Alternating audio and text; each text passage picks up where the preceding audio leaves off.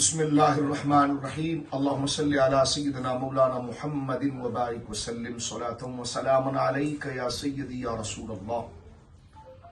اہل سنت و جماعت کی نابغہ روزگار شخصیت، امام المفسرین، محدث اعظم پاکستان حضرت علامہ مولانا غلام رسول سعیدی رحمۃ اللہ تعالی علیہ کا عرس پاک 6 فروری کو بعد نماز مغرب سے شروع ہوگا اور بعد نماز مغرب قرآن خوانی اور غسل مزار شریف اور عشاء کے بعد علماء کی تقاریر کا سلسلہ ہوگا، جس میں خصوصی خطاب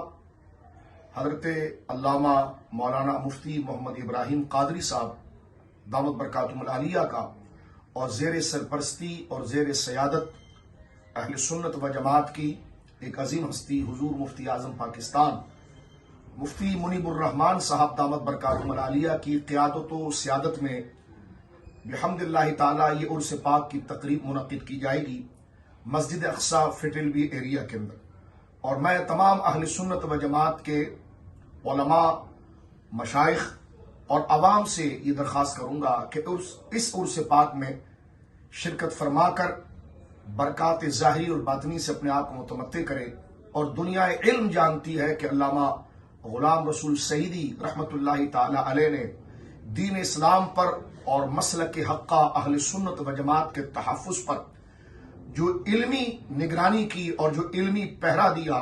صدیوں تک آپ کی خدمات اور آپ کی جل القدر خدمت کو دنیا علم اور دنیا تاریخ یاد رکھے گی۔ اللہ رب العالمین جل وعلا